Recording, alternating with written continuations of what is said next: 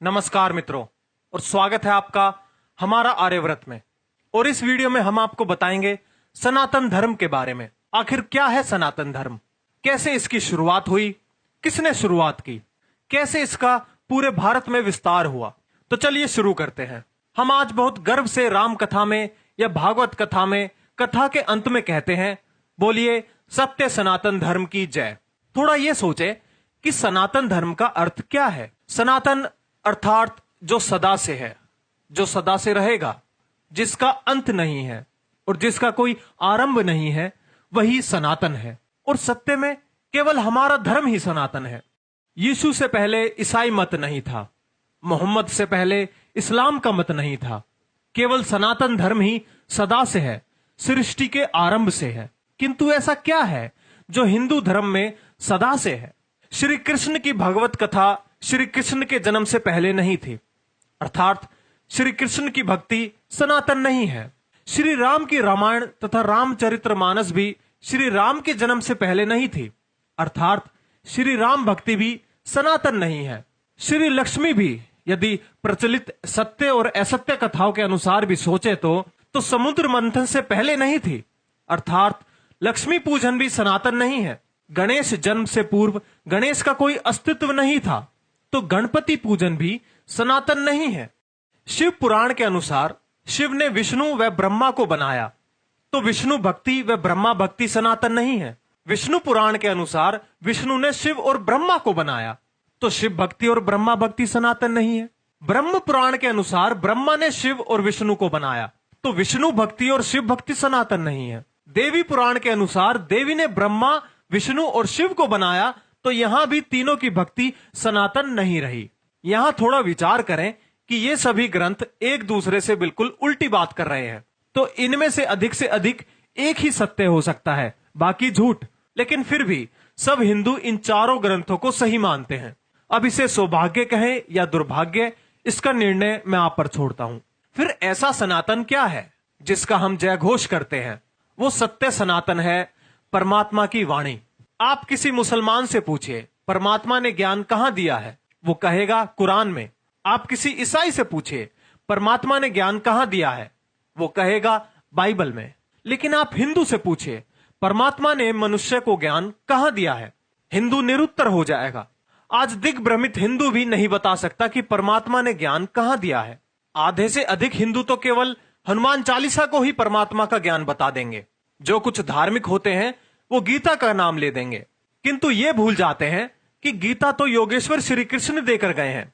परमात्मा का ज्ञान तो उससे भी पहले होगा या नहीं, अर्थात वो ज्ञान जो श्री कृष्ण ने अपने गुरुकुल काल में अपने गुरु संदीपनी मुनि के आश्रम में पढ़ा था। जो कुछ अधिक ज्ञानी होंगे वो उपनिषद कह देंगे, परंतु उपनिषद तो ऋषियों की वाणी है, ना कि परमात्मा की। तो परमात्मा का ज्ञान कहां है? वेद, जो स्वयं परमात्मा की वाणी है, उसका अधिकांश हिंदुओं को केवल नाम ही पता है। वेद परमात्मा ने मनुष्य को सृष्टि के प्रारंभ में दिए। जैसे कहा जाता है कि गुरु बिना ज्ञान नहीं, तो संसार का आदि गुरु कौन था? वो परमात्मा ही था। उस परमपिता परमात्मा ने ही सब मनुष्यों के कल्याण के लिए वेदों का प्रकाश सृष्टि के आरंभ में किया। जैसे हम नया मोबाइल लेते हैं, साथ में एक गाइड मिलती है कि उसे कैसे चालू करें, किस प्रकार से इस्तेमाल करें, इस स्थान पर ना ले जाएं, इस स्थान पर ले जाएं, ऐसी चीजों के साथ ना रखें आदि।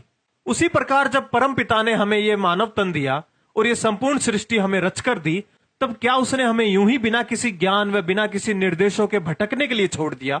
नहीं, उसने हमें साथ में एक गाइड दी कि इस सृष्टि को कैसे उपयोग करें, क्या करें, इस तन से क्या करें, इसे कहां लेकर जाएं, मन से क्या विचारें, नेत्रों से क्या देखें, कानों से क्या सुने, हाथों से क्या करें आदि। उसी का नाम वेद है। वेद का अर्थ है ज्ञान। परमात्मा के उस ज्ञान को आज हमने लगभग बुला ही दिया है। वेदों में क्या है? वेदों में कोई कथा कहानी नहीं है, ना तो श्री कृष्ण की ना श्री राम की। वेद में तिनके से लेकर परमेश्वर पर्यंत वह संपूर्ण मूल ज्ञान विद्यमान है जो मनुष्य को जीवन में आवश्यक है। मैं कौन हूं? मुझ में ऐसा क्या है जिसमें मैं की भावना है? मेरे हाथ, मेरे पैर, मेरा सिर, मेरा शरीर, पर मैं कौन हूं? मैं कहां से आया हूं? मेरा तन तो यही रहेगा, तो मैं कहां जाऊंगा? परमात्मा क्या करता है? मैं यहां क्या करूं? मेरा लक्ष्य क्या है? मुझे यहां क्यों भेजा गया? इन सब का उत्तर तो केवल वेदों में ही मिलेगा। रामायण, भागवत, महाभारत आदि तो सारी ऐतिहासिक घटनाएं हैं जिनसे हमें सीख लेनी चाहिए और इन जैसे महापुरुषों के दिखाए सन्मार्ग पर चलना चाहिए। लेकिन उनको ही सब कुछ मान लेना और जो स्वयं परमात्मा का ज्ञान है उसकी अवहेलना कर देना केवल मूर्खता है। यह हमारी छोटी सी कोशिश थी आपको अपना धर्म यानी सनातन धर्म समझाने की। आशा है कि आप इस जानकारी को हर हिंदू और हर सनातनी के पास साझा करेंगे, क्योंकि यह जानकारी हर हिंदू के पास या हर भारतीय के पास होनी जरूरी है। और वर्तमान में तो इसकी जानकारी होना अति आवश्यक है, क्योंकि जैसे एक षड्यंत्र के तहत हिंदुओं को हीन बनाया जा रहा है और उनको उनके ही सनातन धर्म के खिलाफ भड़काया जा रहा है, जल्द ही हिंदू सिर्फ इतिहास बनकर रह जाएंगे। और जो कुछ लोग ये बोलते हैं कि हिंदू कभी खत्म नहीं हो सकते, वो जीवन पर्यंत तक रहेंगे, तो मैं आपको बता दूं आज दुनिया में हिंदुओं का सिर्फ एक ही देश है और वो भी सिर्फ अनौपचारिक रूप से।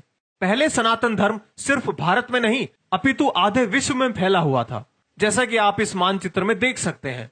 लेकिन आज हम बहुत सिकुड़ गए हैं। इसलिए इस जानकारी को जितना हो सके उतना शेयर करें, व्हाट्सएप पर, फेसबुक पर, ट्विटर पर, या फिर आप इसे डाउनलोड करके अपने यूट्यूब चैनल पर भी डाल सकते हैं। हमारा मकसद है जानकारी फैलाना, इसलिए इसे खूब शेयर करें, दूसरे लोगों को दिखाएं। आपसे बस इतनी सी आशा है। और हमारे यूट्यूब चैनल हमारा आर्यव्रत को सब्सक्राइब करना ना भूलें। तब तक के लिए करबद्ध नमस्कार।